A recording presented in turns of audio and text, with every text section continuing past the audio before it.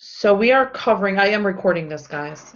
We are covering Learning Module 8 for the next 2 weeks. And then I believe it is spring break. I almost said spring training because I'm a big baseball fan. So 2 weeks, Learning Module 8. There are 2 chapters in the textbook that this will cover, chapter 13 and 14. For Learning Module 8, there is 1 discussion question and 1 quiz. The quiz is a little longer than normal because it does cover 2 chapters. And your diet analysis will be due soon. I forgot to look up the date on that. So I'm going to show you how to use ESHA at some point this week. Your diet analysis is due on March 11th. Okay.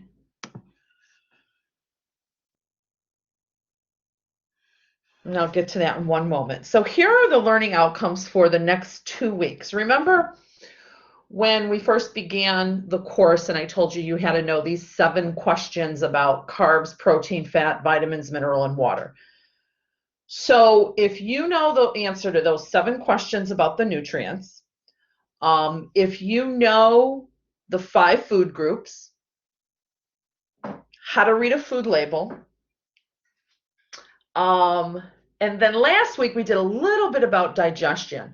And what you primarily needed to know about digestion is the name of the organs and their function, as well as some digestive disorders. So that's really how far we've come in class up until this point. Now, we start today with a very important lesson, and that's on metabolism. It will take us a while to get through it. But by the end of these 2 weeks, you should know how to calculate your total metabolism. We will do that this week. There's math equations that you will use to determine how many calories your body burns in one day.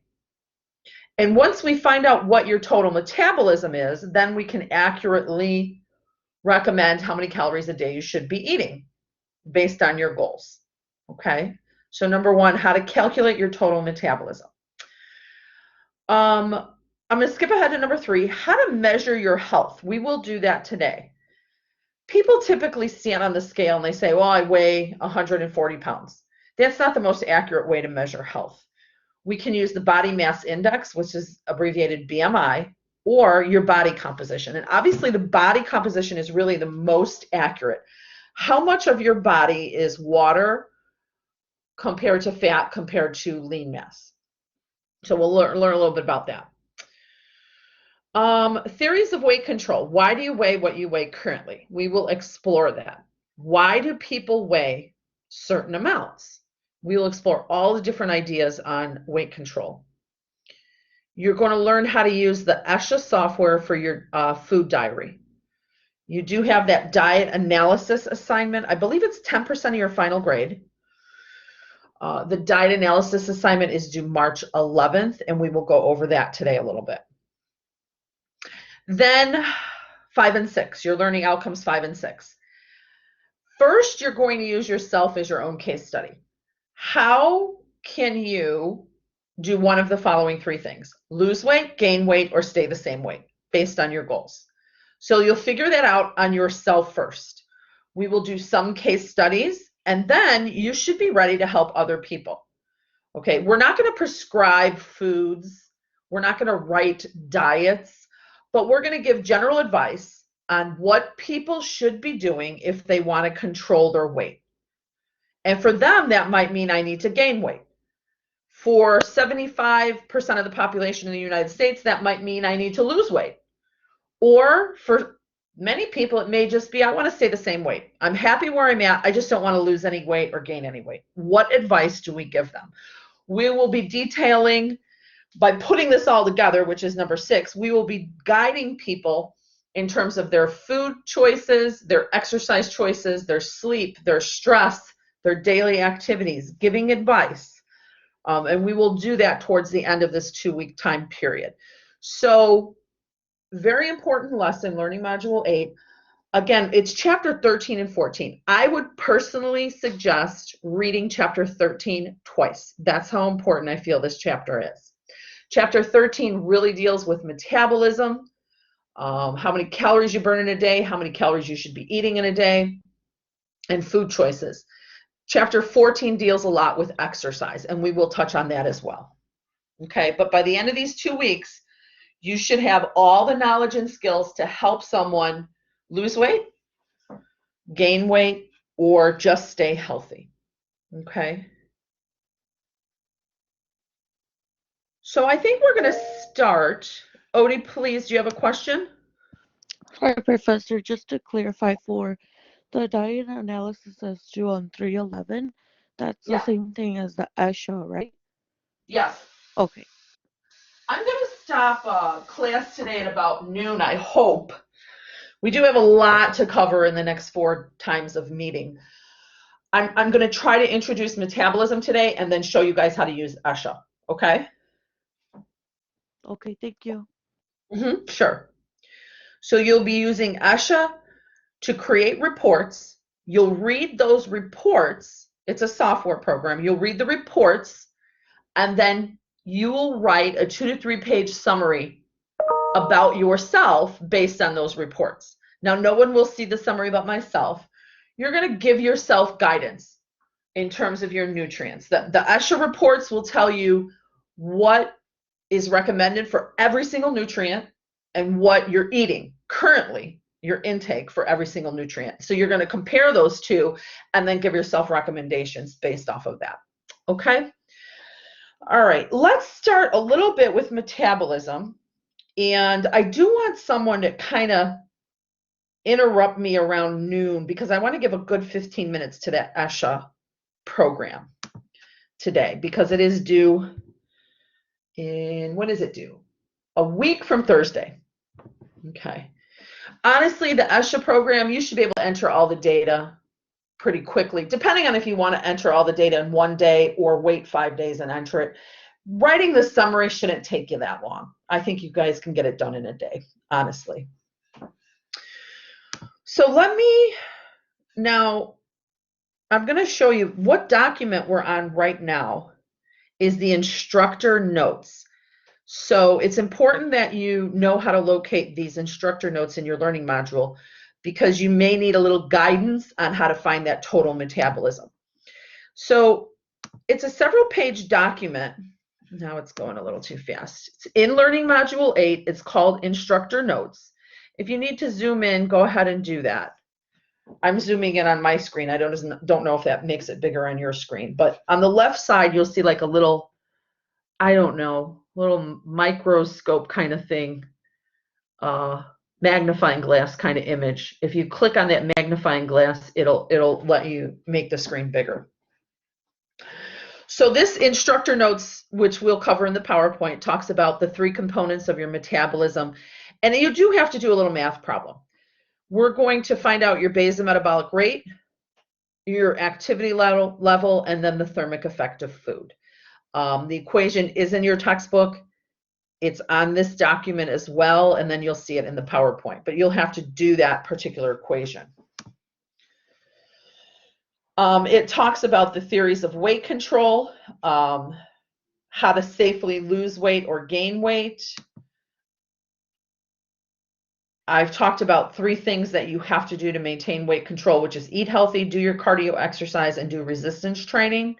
So it gives you kind of an overview of these 3 things that all of us really should be doing, whether we want to lose weight, gain weight, or stay the same weight. We kind of all need to be doing these 3 things. If we consistently did these 3 things, our bodies, for the most part, would get to a normal body composition. We would get to normal body fat. The problem is many people don't do all 3 of these things consistently. Some people eat healthy, but they don't exercise. Some people exercise like crazy, but they don't eat healthy. Okay. And then there's many people that might eat healthy and do cardio, but they never lift weights. So you have to see all 3 should be done consistently. And if we did that, we would have a lot less problems with weight control. Sometimes people will say to you, I'm doing all of that. I'm eating healthy, I'm exercising, but I still can't lose weight. You'd have to investigate everything they're doing then. And that's what skills you're going to learn over the next couple of weeks. Are they really eating healthy? Many people don't know what that means. They don't know the difference between a complex carb and a processed carb. They don't know that there's healthy fat. They just don't know. And so if you used a diet analysis program like ESHA on a person, you could literally see what are they intaking and compare that to what is recommended for that person. And some of us will be too low on certain nutrients and some of us will be too high on certain nutrients. So until you visually see that, it's really hard to guess. And I'm willing to bet that even some of you don't know exactly how many calories you should be eating in a day and don't know exactly what you're actually eating. So once we do that ESHA program, that's going to clarify some of those answers. So we'll focus on those three things when we talk about weight control. Is the person eating healthy? Are they doing cardio? Are they lifting weights? Okay. Don't forget stress and sleep. We have to do that for healthy body weight. We're going to go over these charts on how to measure if we're healthy or not, both in weight and in body composition. This is the part of the instructor notes that I'm showing you now, that if you're having trouble after class finding your total metabolism, then you can use this worksheet to help you, because you do have to find your total metabolism for the discussion question this week. I will walk you through that today, but if you're still having trouble, then you can use this to help guide you, this little math equation, okay? And that's why I really want you to know where to locate that. Okay. Let me share my screen and we're going to get going on this PowerPoint. Raise your hand or interrupt me if you have questions. And then again, let's just hope that this sharing actually works for more than 5 minutes. If by chance the sharing of the screen stops without me knowing it, someone immediately interrupt me. I don't want to be talking and you can't see what I'm doing. Okay, so how do you know if you're the right size? How do you know if you're healthy? What do you guys currently do to determine if you feel like you're healthy or not? Do you weigh yourself on a scale and get how many pounds you are? Does anybody know their body mass index, or does anybody know their body comp? Anybody?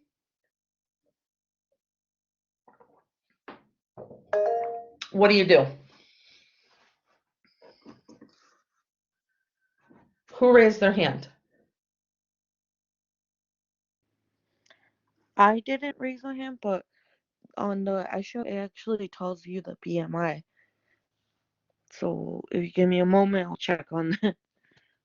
Oh, you're going to do your BMI? No, on ESHA, it gives it to you. I don't know if it's accurate, though. Oh, actually, I have a chart coming up that we're all going to find our BMI pretty quick. So, yeah, just hold on to that because I do have a couple charts we can use to find our BMI. Well, the best method. Oh, go ahead. I was gonna say, for me, I actually I check my metabolic panel. Because of my kidneys, I get a lot of blood work done. And my metabolic panel kind of tells me what is going in and out of my body as far as, you know, like nutrients and different things and what's happening. So that kind of lets me know, because there have been times where I've lost a significant amount of weight, but have been relatively unhealthy, where I had my potassium intake was too high, my protein levels were really, really bad, and, you know, other things were kind of out of whack. So yeah, it's amazing how, like, doctors don't encourage, like, I feel like everybody, especially like adults, I feel like that should be like a part of the physical is a metabolic panel.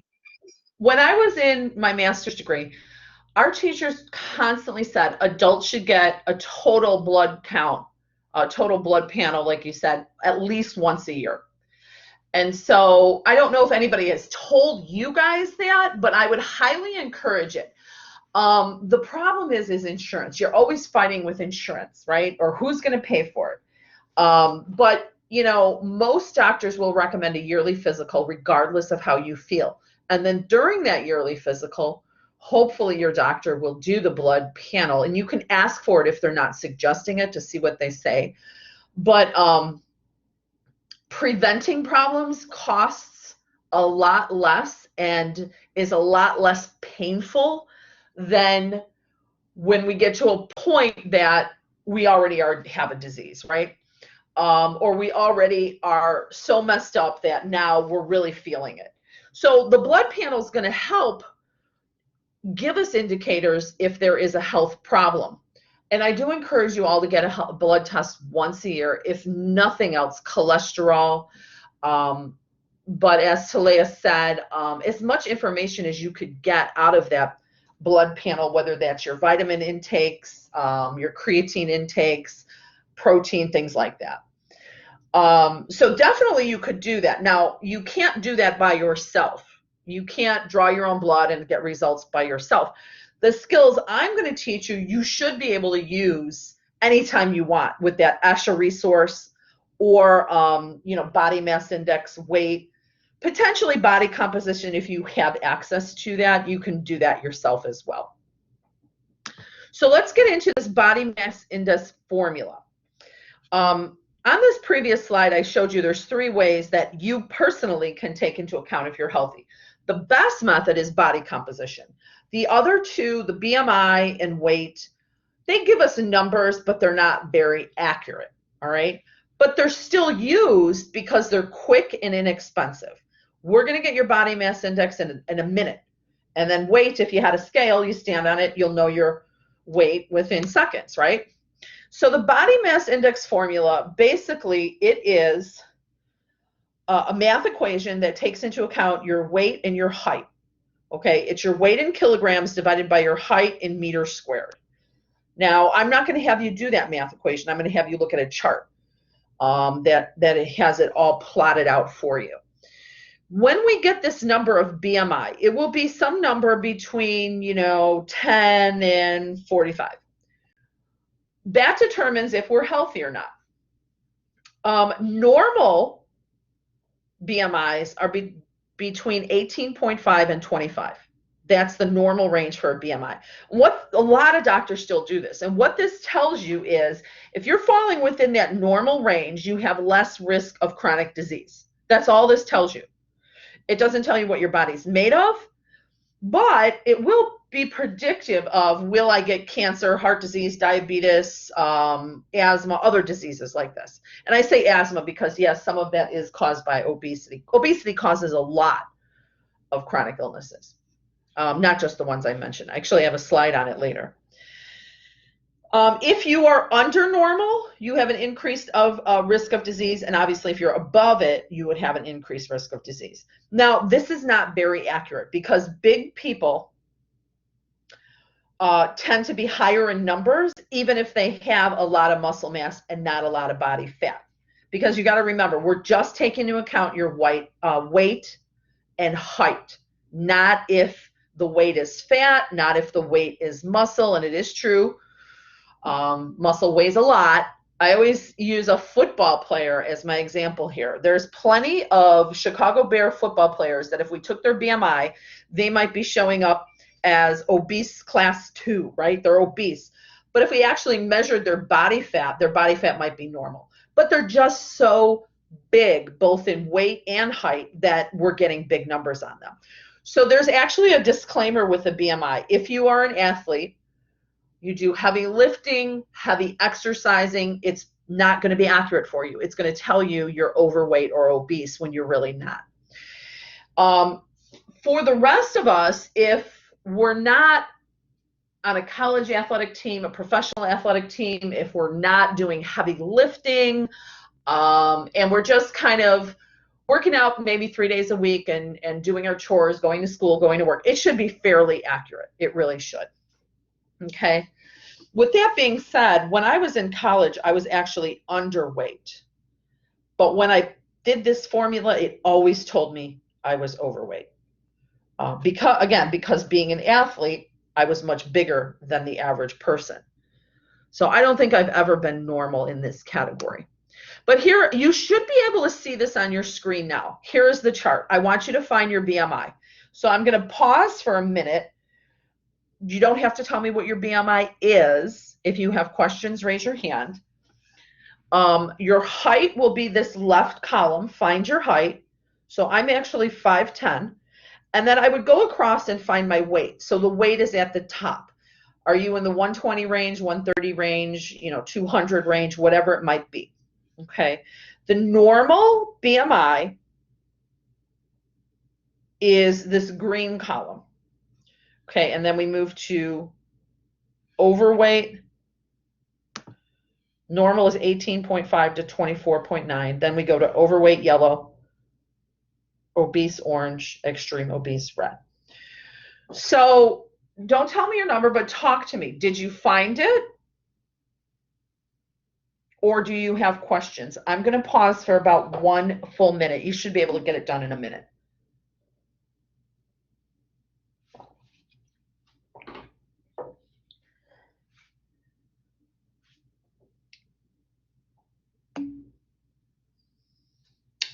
Question, or did someone put something in the chat room?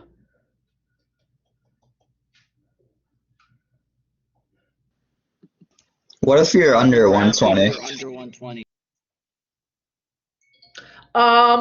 Well, I would use the pattern. Do you see how there's a pattern where it's going up? I would use that pattern. So it looks like it to be about, I would start about with the 5'5", and the green going from about 4'9" to 5'5", with the 110. If you were to invent your own 110 column or 100 column.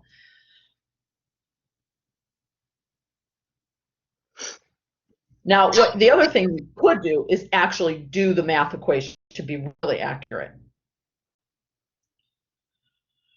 Now, with this, there are websites that all you have to do is type in your height and weight, and the BMI pops up for you. So you don't have to actually do the math.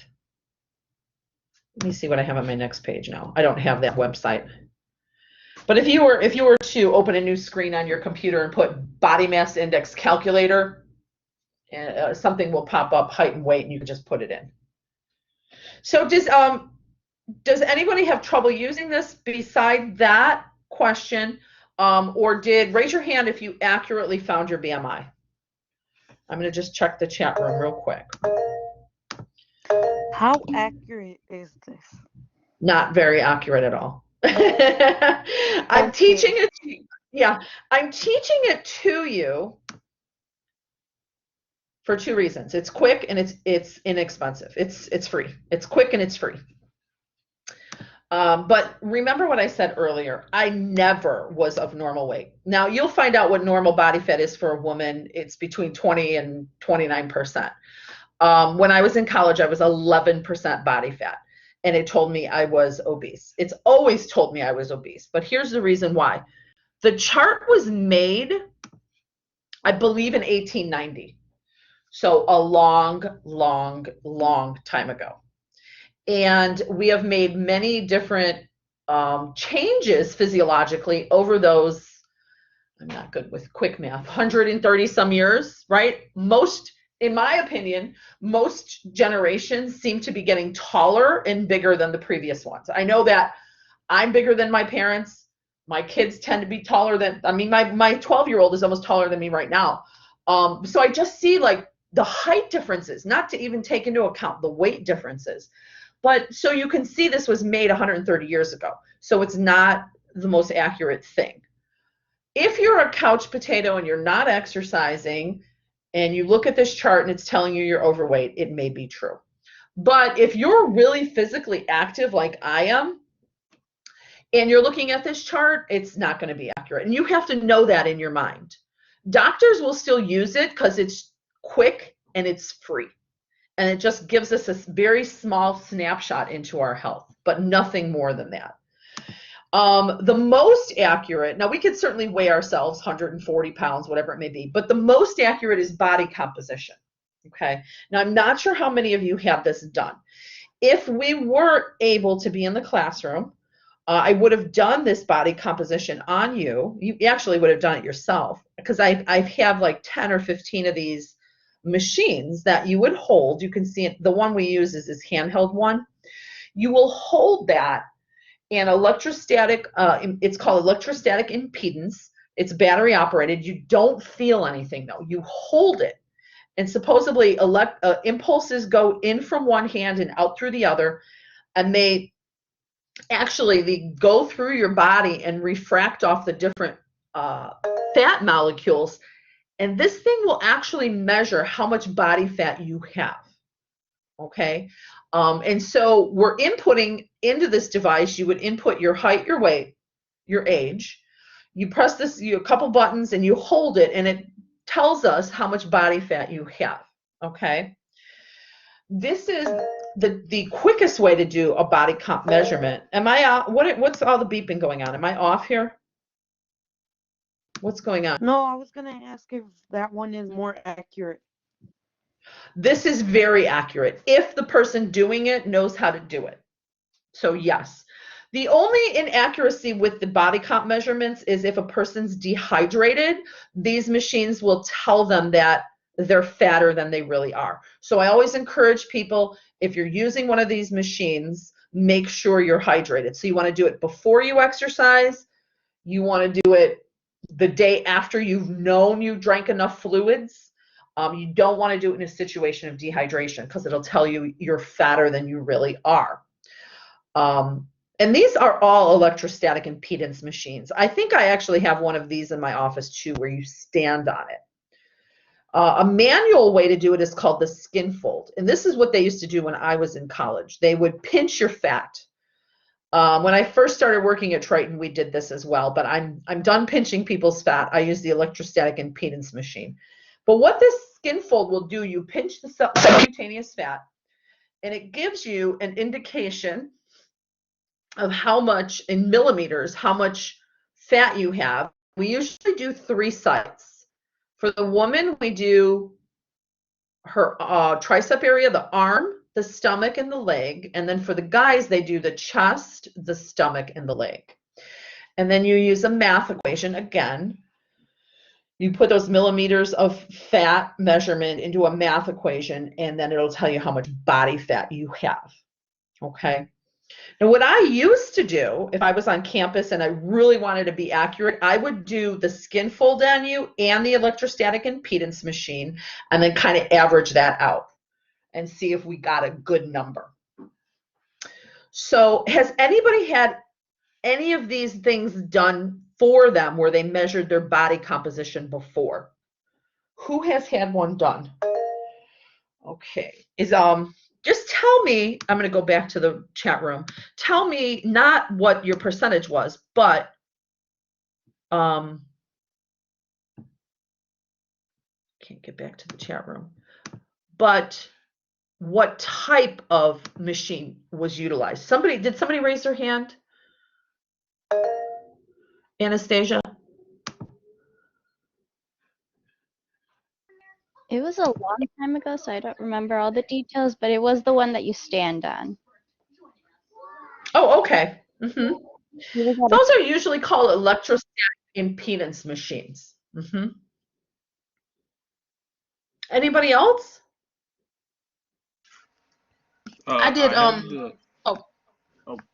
I have the same like scale at my house, and then also in my gym we have the bigger one. Okay, so you don't have to tell me, but do you know your percentage of body fat? Just you can say yes or no. I know. I do. Okay. It was the exact same as that chart you showed, actually. Well, they're different numbers. The chart isn't measuring your fat. It's just doing a math equation. It could, ironically, they could be the same. We'll say 19 or 20. It could be the same, but they're not the same, types of measurement. The one is just a measurement of your height and weight, and the other one literally measures how much fat cells are in your body. And I did hear someone else. Did someone else have a comment on this? Yeah. I don't know if you all remember. I don't know if they still have them, but back in the day when they used to have curves, that like weight loss place. Yeah. I got it done there, like the before and after thing, and it was actually a lot more beneficial for me than the BMI because it really was motivating to see how much body fat and stuff I lost compared to you know, the BMI only going down like, you know, 2 or 3 numbers. Yeah. It was definitely a bigger difference with the body composition measurements. And it's interesting because, you know, what you were saying about the BMI and the research I've done with it, it's a shame that some people don't realize that some jobs and organizations, they actually use the BMI to hire or not hire people. So like, I worked on cruise ships in the Maritime Association. They actually go off the BMI for your physical. If you're more than, I think, it used to be 32. Now I think it's 35 because they had so many fat captains. But basically, if you're over a certain number, they would deem you as unhireable because it's crazy. They can do that because of the lifeboats and the life rafts. There's a certain amount of people that can fit on them at a time. And it's funny because they say the maximum amount of people on a lifeboat is 150, but that they went off of that by basically they used, it was like 150 men that were under 150 pounds. Yeah. And I'm like, if you're in a cruise and, you know, in America, you're not gonna get 150 people under the 150 pounds. We're going to talk a lot about that next week. Most people aren't. Most adult men are not, you know. Right. But that's interesting that they actually use that as one of the components of job hiring, because I would say that would pretty much be discriminatory, but then you explained why. So I guess they could get away with that, you know, by doing the weight that's the lifeboats could tolerate. Okay. Which one did they do when you were at Curves? Was it the skin fold or electrostatic impedance? The skin fold. I call it the fat pincher. Yeah. Now, if you guys were to go to like the Olympic Center or some professional teams, some universities, they actually do underwater weighing for body composition as well. So they submerge you in water and it displaces the water. And they say that's the most accurate. I've never seen it done. I've never had it done. I've never seen a machine. They're very, very expensive, and they're only at probably really high, you know, the higher end athletic and professional corporations that could be doing something like that. So we go with these machines here. Now, if you guys are trying to help people, maybe you'll be a personal trainer in the future, teacher, health coach. I don't think nurses would use it, but potentially if you really wanted to help someone lose weight or gain weight, I should say, these machines only cost between like $20 and $35. So they're not very, very expensive.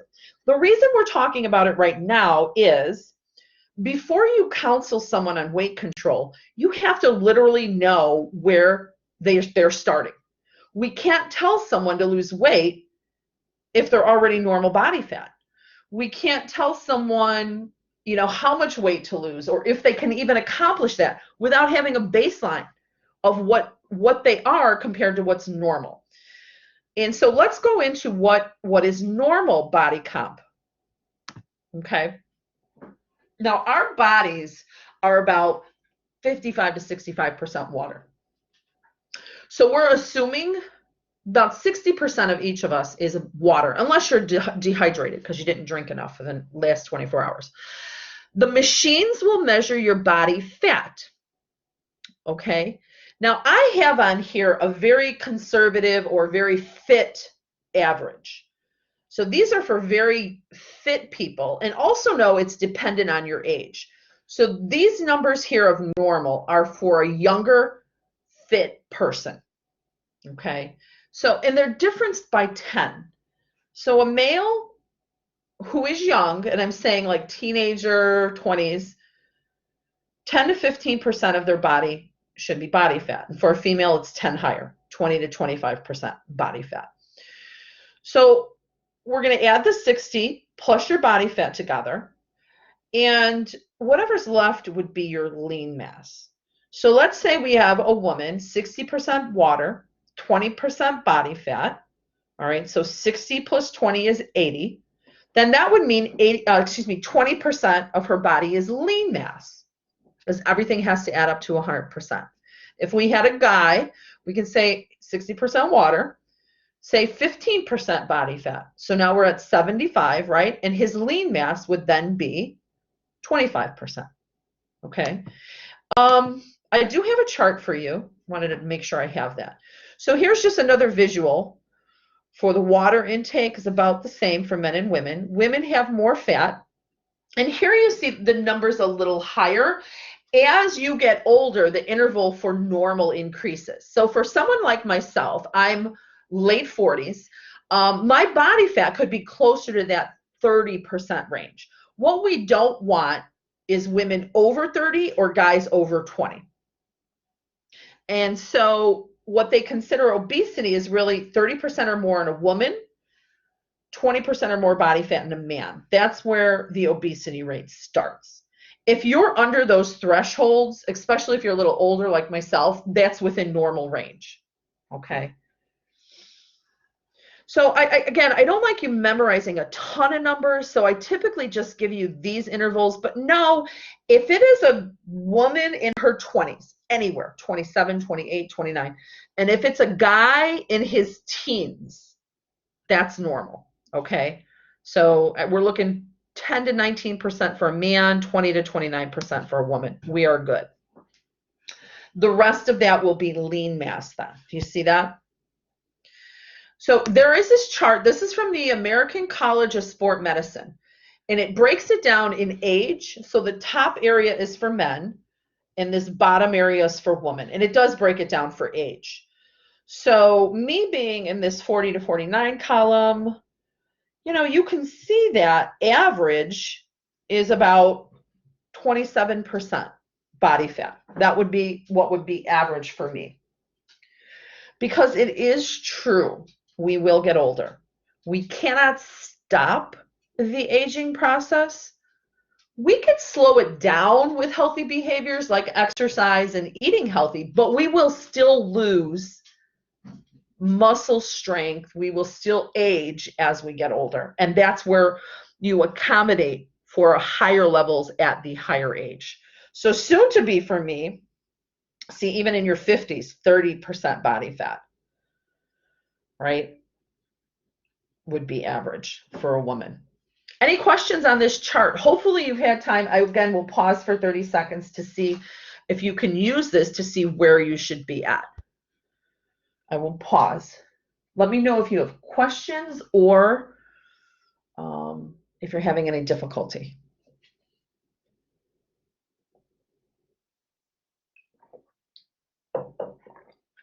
Now, I think the worst part of this is called ERL, extended remote learning, is I can't get to you to do these body comp measurements, but hopefully we'll be back on campus in fall. If you are still around when we are back on campus, you can come by my office and we can do this with that electrostatic impedance. And I would encourage you, if you're helping people, know where they're starting. If you are helping, let's say, a woman, and you measure her body comp and she's at 18% body fat, and she comes to you and says, I want to lose weight, it's not going to work. Because a person who is already low body fat, your body doesn't want to lose more. There's no reason to physiologically lose body fat if you're at 18% for a woman. So you can't help that person because her body is going to fight it, right? If the woman comes to you and she's 35% body fat, we can help that person get to normal. So this is why it's so important to know where their starting point is.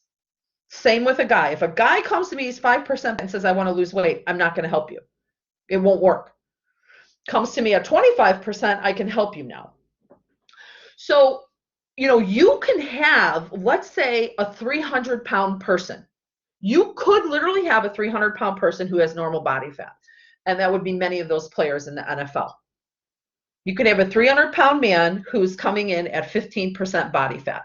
Or you could have a 300-pound man coming in at 30% body fat. They're still 300 pounds, but the percentage of fat in their body is much different. And that's why I discourage you just from standing on a scale and saying, wow, I weigh too much, or wow, I need to gain weight. Because the standing on the scale, or even the BMI for that matter, doesn't tell you what you're made of. And the only thing that really will is this body comp, okay? I've had many of students come to me and say, I need to lose weight. We take their body fat percentage and they're normal. And I say, you don't need to lose weight. You need to stay where you're at, because being under fat or being over fat increases the risk for disease. And we don't want that. We want to be the average amount, right? We want to be within this normal, healthy range. Okay. So that's the story on body composition. Now, how do we do weight control? We're going to talk about it today, but you're going to start using it next week. When we first meet someone that may need help with their weight control, clearly we get to know who they are. We ask them questions. What do you do for exercise? What do you eat? What is your job? Do you sleep enough? Do you have stress management? I'd ask all these questions. Do you use drugs? What kind? Blah, blah, blah, blah, blah. I would then take their body comp, and that'll give me insight into saying, can I help this person or not? Because I'm not going to sign up to help someone who has 5% body fat try to lose weight, because I'm going to fail. But if I got somebody at 30% body fat, I can help them. And then how am I going to help them? I'm going to investigate their healthy nutrition. I'm going to investigate what they eat by using a program like ESHA, right? I am going to then compare what they're eating to what's recommended for every single nutrient, as well as their metabolism. How many calories are they eating and how many should they be eating? That's healthy nutrition. I'm going to ask them if they're lifting weights, what kind, doing cardio, what kind, and if we could get them a good plan that includes all three of these things, we can help them with their weight control. Okay, and I just thought this was a short break that you can see. A lot of people say they don't have time to exercise or to plan their meals or to eat healthy, but I would encourage you and your family and friends to try to find a little extra time. You guys could brainstorm about what could be done to help slightly improve health. I don't think we should encourage people to change 10 bad habits all at once, but if we can make small changes, one a week, one every couple weeks, something, make small changes, make healthier choices, we can help people. Every morning I should say, I think I told you guys I had back surgery, but every morning the last couple of weeks I did a 1 mile walk. How long do you think a 1 mile walk would take? Probably 30 minutes if you're like not fast, I guess. Well, actually, and I'm not fast because of my back, 15 minutes. An average would be about 15 minutes. Now, again, depending on a person. Somebody injured like myself, maybe a little bit longer, 20 minutes, but it shouldn't take much more than that, but depending on how a person. So even small things like that, a 10-minute walk, a 15-minute walk could make a big difference in a person's weight control. So we are going to talk about metabolism. I don't know if we'll get it completely done, but I want to introduce it to you for 15 minutes. When you see this word metabolism, it really means how many calories is your body burning. We take in calories, that's called anabolism. So we're eating calories, that's anabolism. We're also burning those calories for energy, and that's called catabolism.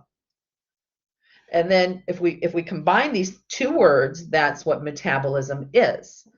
Think of it as how many calories is my body burning in a day, and am I eating about that much? The eating part is this word. Okay. So how many calories am I burning in a day? That's what your metabolism is. We're taking in food, we're breaking down the food and turning it into energy. So there are 3 components to your total metabolism. Now, remember, all of this is written out for you on the instructor notes that are in this learning module. So if you need to refer back to that, sorry. 3 components of metabolism: basal metabolic rate, activity, and thermic effect of food. And you can see we have to add these three things together to get your total metabolism. And you'll be able to find that out for yourself today. Basal metabolic rate is how many calories your body burns at complete rest doing nothing. These basal metabolic rate is the calories you need just to survive. Next is how many calories you burn being active, jump roping, washing your dog, things like that.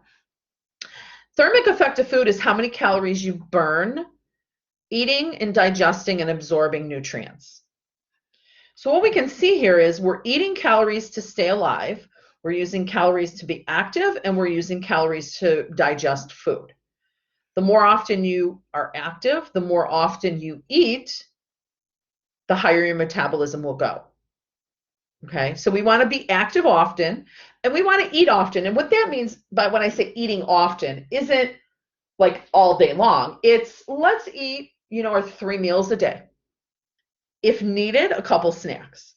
But you don't want to go to a point where you're only eating 1 meal a day because you will only get a small portion of this thermic effect of food.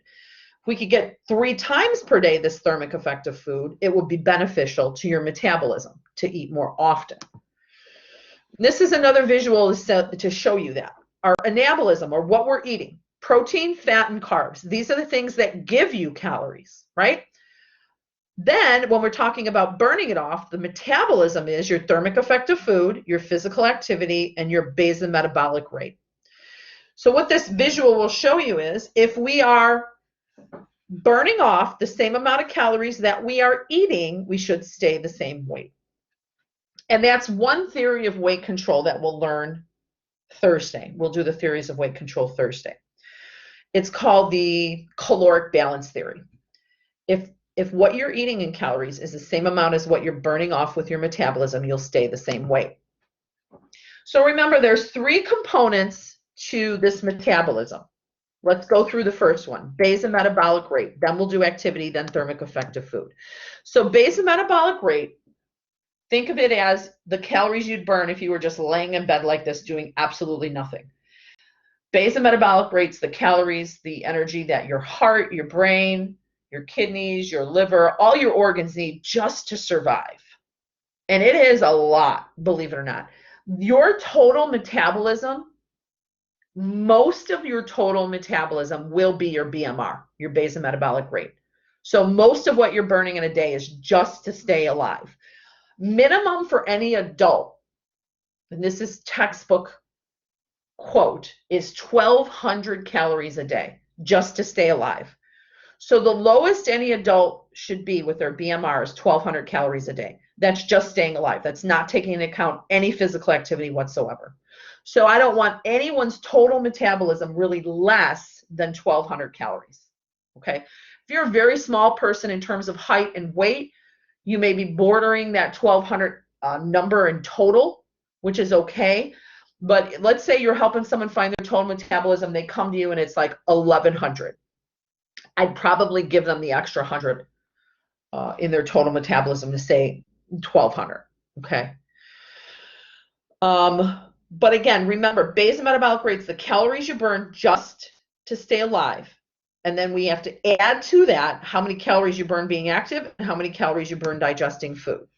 Now, how to find your BMR. Stick with me. There's 3 ways. In your text, they have this particular equation. You would do the math equation, your weight in kilograms times 24.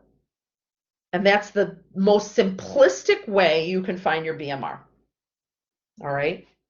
If you're a female, they want you multiplying that by 0.9 because according to the textbook, females have a lower metabolism because they have a little less muscle mass than men on average.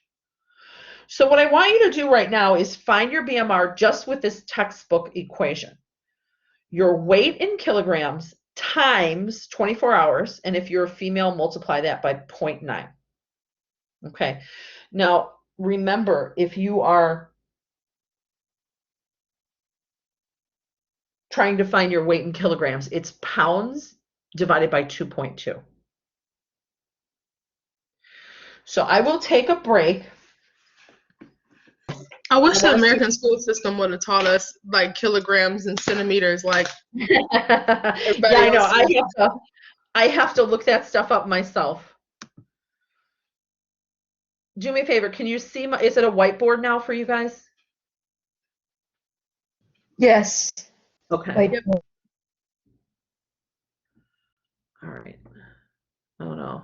Oh no. Okay. Oh, we're going to do easy math. We're going to do 140. Let's say we had a person was 140 pounds. As I get my phone next to me. Divided by 2.2. We would find out how many kilograms they are. I should have done easier math.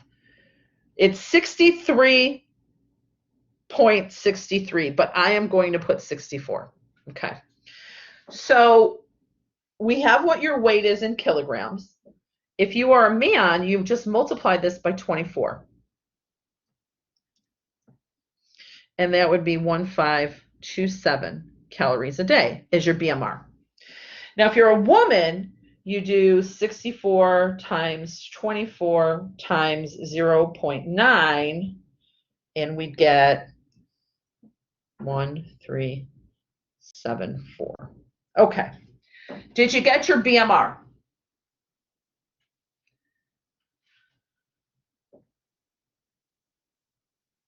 And this is male, and that one's female. I just want you to use this textbook equation to find your BMR.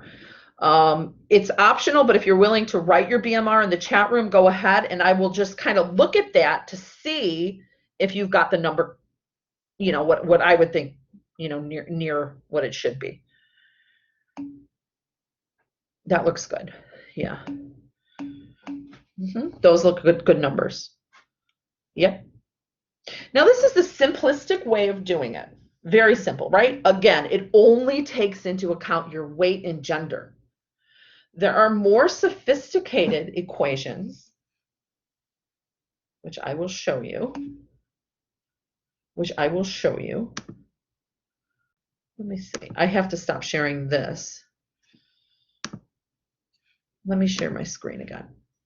If you want to be more accurate, you can use what's called the Harris-Benedict equation.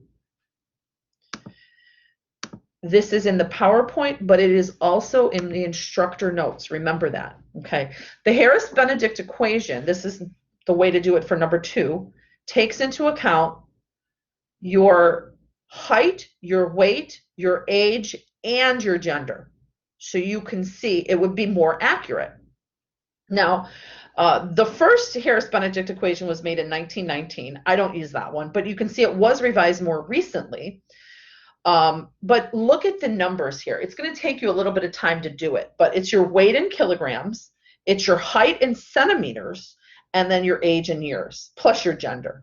So you can see that this, it'd be more accurate, okay? Then maybe the simplest way to do it, you can use an online calculator. Let's see if I can get this to open.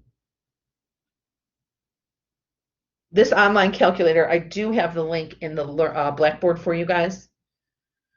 It'll probably take longer to open than actually have us do the equation. So here we go. Let's do it in what they taught us in school. Let's say, does someone want to volunteer and I'll do it for you? Any volunteers?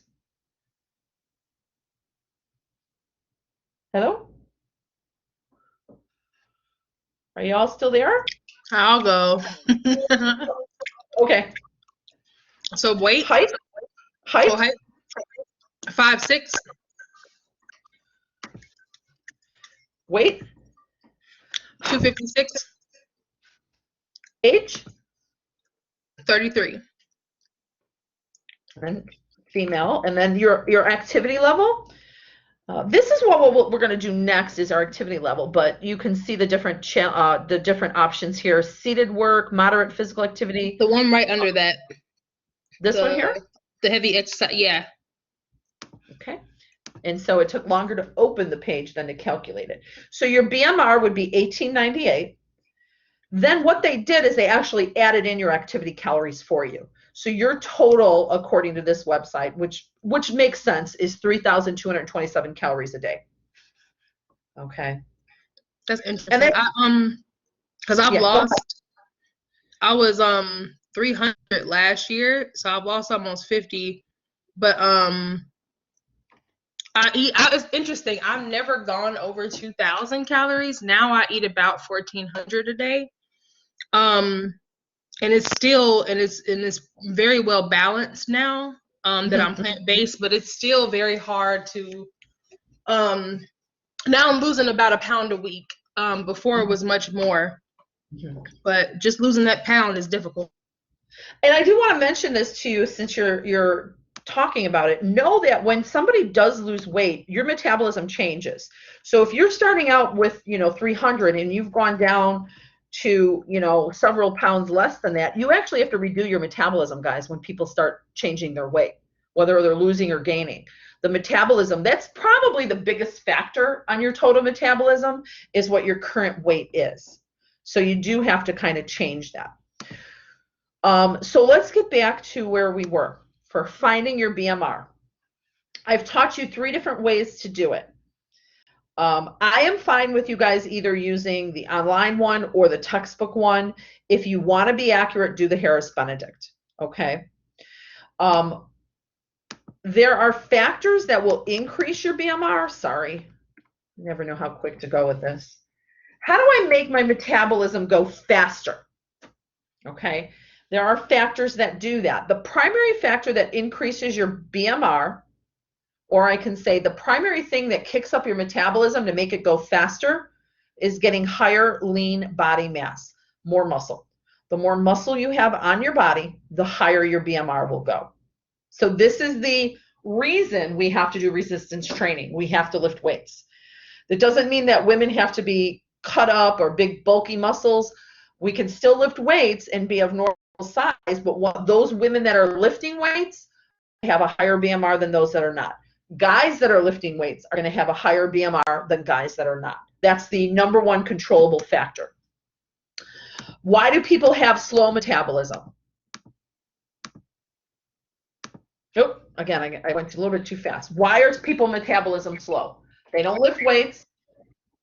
They're getting older. They're not eating enough. Look here, starvation or fasting diet. They're not eating enough, okay? Or they're dehydrated.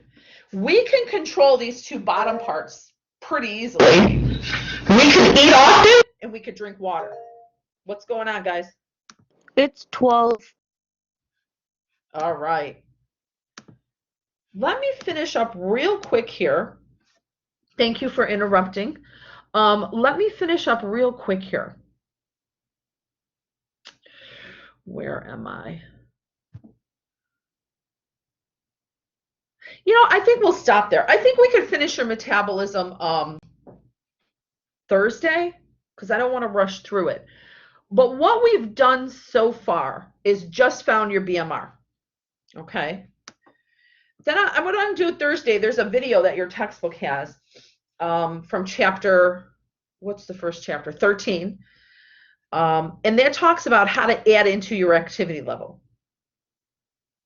But what it is, basically, you're going to determine how a percentage from probably 20 to 110%. You pick a number of how active you think you are. Moderate active people usually pick about 70%. Highly active people could pick 100%. Somebody who doesn't do anything, about 25%. So what you're doing is you're picking a percentage of how active you think you are. You multiply that percentage by your BMR. Okay? And that gives you how many calories you burn being active. So let's say someone's BMR was 2,000, and they said, well, I'm not so active. I kind of sit around a lot of times, so I'm going to pick 50% as my activity level. So you'd multiply 2,000 by 50% or 0.5, and your activity then would be 1,000 calories in a day. Remember, we have to add these three things together. We have to add BMR plus activity plus thermic effect of food. So that person whose BMR was 200, who had a 50% activity level, we do 2,000 plus 1,000. And then we would add on their thermic effect of food. If you are stuck right now, and I'm going a little too fast, don't worry. I will use my whiteboard and go through it again on Thursday. I don't want anybody confused. But I thought if you wanted to work ahead a little bit, that's how you would get the first two steps of your total metabolism. Basal metabolic rate plus activity level. And then your thermic effect of food is 10% of your BMR. Okay? You'd add all three of those together and you'd find your total metabolism. Maybe some of you want to work ahead. If you're free at 12:15, I could stick around and go through that again. Otherwise, we will definitely do it on Thursday. Okay, so we're going to continue finding your total metabolism Thursday.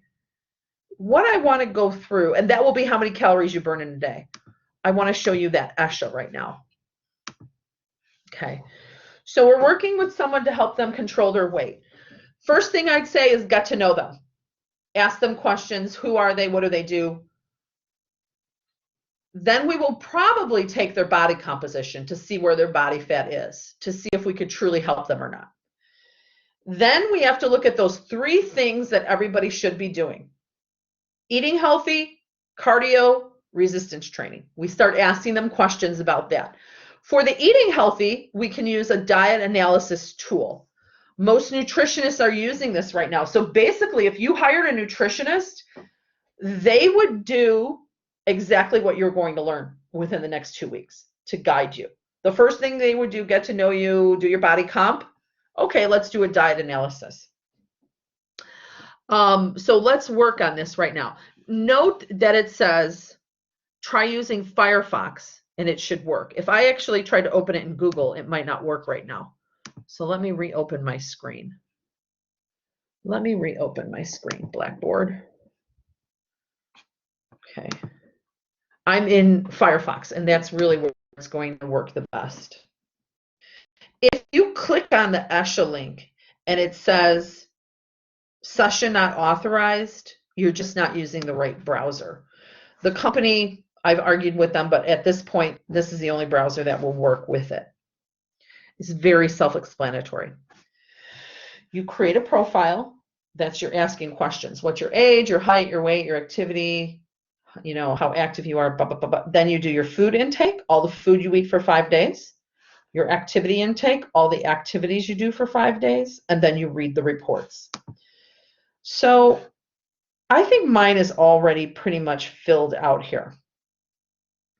Although that's not my real birthday. So you put in your personal information. Do you want to lose weight? 1 to 2 pounds a week? Are you active, very active, and save that, okay? Then you go, you can see these tabs on the top. You go to your food intake. So somebody tell me a food they ate today. A bagel with cream cheese.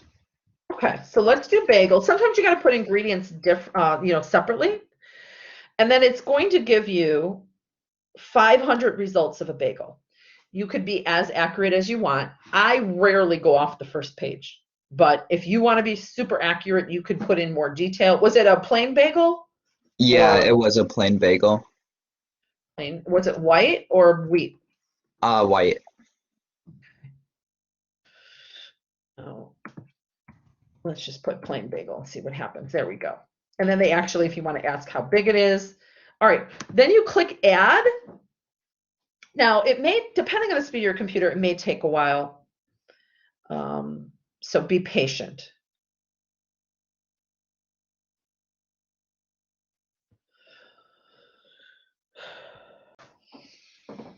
So this is for the diet analysis, right?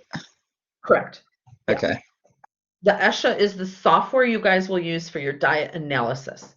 What we're doing now is we'll enter all the food we eat under intake for 5 days, all the activities we do for 5 days, and then we're going to read the reports. Once you read the report, then you're going to write a summary. based off of your report of yourself, okay? So when you're entering your intakes, I do want you to put what meal it was for, okay? Then we can do cream cheese. And always make sure the serving size is correct. Maybe you had, I'm sure nobody did like 2 cups of cream cheese, but maybe a tablespoon or 2 tablespoons. Make sure that's correct, because I've had people put the wrong, like they put, instead of 2 tablespoons, they put 2 cups, and it really threw their reports off. Okay. Did anybody eat at a restaurant over the last 24 hours? Which one? Cheesecake Factory. Well, let's see if they have that. No, they don't have that one. In which case, you might want to put the food you ate. I thought they have some. Maybe not. Let's see. When I kind of entered food- mine, a bunch of them came in, like KFC, Burger King, McDonald's. Yeah, A yeah. lot came in. That's how I did it here. I just put burger and it showed up Burger King, In-N-Out Burger, which my kids, we went to Arizona once, love In-N-Out Burger. But you know, if you're doing it at home, you might want to do like ground meat and do it that way. So you have different options of how you want to enter it. Be as accurate as you want. If you really want accuracy and you're making it at home, you may need to enter the individual ingredients. Like I did here, I could do like 4 ounces of ground beef for dinner was in that patty, the hamburger patty. I could put a hamburger bun. I think there's an option where you could manually enter the calories and all that on there. Yeah, I believe so as well. I think it's it might be under this database. Let's say you want to enter a food that's not on here. So when you entered like Cheesecake Factory and it said no results, I think it says if you want to add it or something like that. Oh, really? Let's see. Oh, do you want to add a new ingredient or recipe? Yeah, there you go. And you could do that. Let's say you're eating something and you know the nutrition label. You can enter it yourself. So enter all the food you eat for 5 days. I would encourage you to make sure you put the right meal and the right serving size that you've eaten. Then you go to the activities tab for 5 days, and you could toggle between days right up here. So bike riding. What else did you guys do over the last 24 hours? Anybody exercise? I did the elliptical at the gym yesterday. How many minutes? I did an hour. Woo! Good for you. I have a question. So, Okay. if we go to the gym, Yep. do we have to put like every single thing we did here? No, what I would do is I would do resistance training and how long you did it. Okay. So how many minutes were you lifting weights for? I usually go like typically like 3 to 4 hours. So what the deal would be then is, you know, they're saying lifting continuously. This would be, you know, with your like 1 minute or 3 minute break in between. But if you're literally like taking a 10-minute break, just factor that like 10 minutes out of your equation. But if you're consistently doing it without stopping, then you just put in how many minutes, okay? So I wish I could do that 3 hours, and then that would really help with my caloric intake, see? So you're going to enter all the foods for 5 days and do a typical day for yourself. If you're sick and you're not eating, don't use that as one of your days. If it's your birthday and you're eating and drinking and it's your free day off, don't do that as one of your days. Do a typical day for intake and activities, 5 days, okay? Then you're going to click on reports. Now, be patient because it may take a little time to show the report. Let me see if I can get the combo report to run.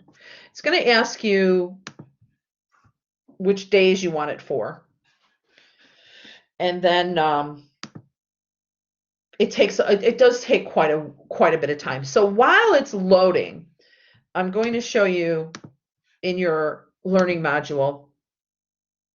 If I click on diet analysis directions, all of this is written out for you in your learning module. Okay. To earn the grade, you're going to upload the PDF of the combo report and a 2 to 3 page summary of your analysis of nutrients from the reports. Now you may be asking yourself, well, what should I put in that 2 to 3 page summary? In your 2 to 3 page summary, you could actually use this template and just answer the questions. It's a Word document. What was your average caloric intake over the 5-period day, and compare that to what was recommended? So I would look at that combo report and get that information. And you're going to answer these 10 questions. What was your fiber compared to your recommended fiber intake? What was your sodium compared to your recommended sodium intake? Do you see that? I do, as you probably know about me already, I do have a lot of directions. Everything I'm saying right here is written, if you forget, is written for you right in this area. And this is in your syllabus as well. How to analyze the data. Look for your total calories. Look for your macronutrients, your fiber, your sodium, every vitamin and mineral, your water, the food groups, and your activities. And then write a report on those 10 things. Okay? Even if you use my template, what is your summary paragraph? What is your overall impression of your diet? Do you want to add in more fiber? Are you going to try to get rid of a little sodium? Do you find you're not eating enough calories? You know, there are people who undereat calories and they can't lose weight because that undereating of calories is actually inhibiting their metabolism, right? You know, not eating enough actually slows down your metabolism. So eating up to your appropriate number of calories is important. What I'm going to do here for a moment, you can see down here is my combo report. I don't know how well you can see that. Did it zoom in for you? Yeah. Okay, the combo report is actually all of these things in one document. That's why it was taking a really long time to download. Sometimes it took me 5 minutes to download it into a PDF form because it's every one of these reports in one. You should see a mini version right here. And what you'll see is this is your recommendations or what you should be eating based off of your age, height, weight, gender, activity. This is what's recommended for every nutrient. But let me bring you to the next one. Let me see something real quick. Sorry.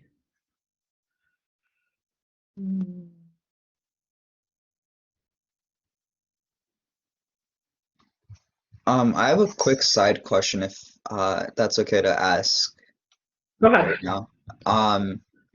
So on the homepage for week 7, it says homework personal metabolism. I was just wondering,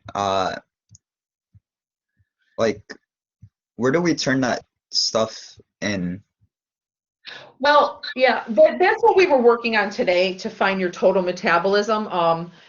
We were working on today, basically to write that in the discussion room. What is your total metabolism?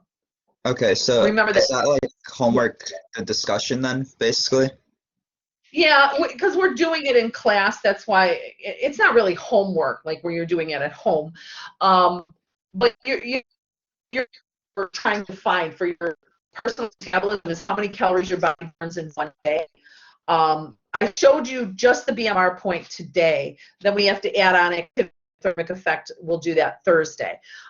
If you can't get it done in class, then that would be when you have to do it on your own at home. Use my notes.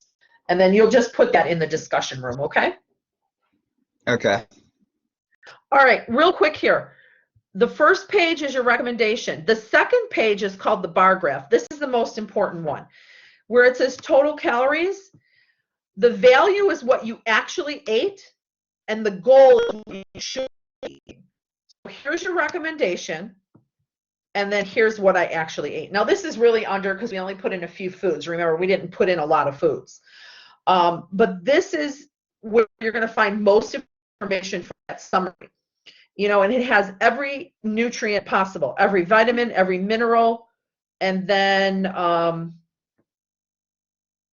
it has, oh, here's fiber. So I should be eating, you know, 32 grams of fiber a day. I only ate 6, so I'm well under that. And in my report, I can say, well, I'm really under in fiber. I need to increase my fiber intake, and these are the foods that I would eat to increase my fiber intake. So this is the report, this bar graph report, that's going to give you a lot of information. Once you read it, it's going to make sense. But read through this whole combo report and use that to enter the information on this template, okay? Now, we ran out of time. I will stick around for more questions. Otherwise, you guys are free to go. If you came in late, raise your hand for attendance. I will stick around if you have more questions. Professor, Okay, this is Odie. Just wanted to let you know I emailed you, but I forgot to put how you told us we had to write the course we're in. So then I sent you under the same like conversation. I sent the course under there. Unless you want me to just resend the whole thing, I can do that. No, so you emailed me, right? Yeah. Okay, I'll get it. I'll look at it now. Thank you. Yeah, I know what class you're in. I get confused sometimes because I teach 3 nutrition, but I know what class you're in. So I'll look at that. Okay, thank you. And remember, your diet analysis class, if those of you are still here, I think it's March 11th it's due. Yeah, March 11th. Am I fine to leave? Yeah, I got you, Keon. Thank you. And you said the diet analyst is due March 11th? The diet analysis is due March 11th. Yeah. All right, got you. Thank you. Okay.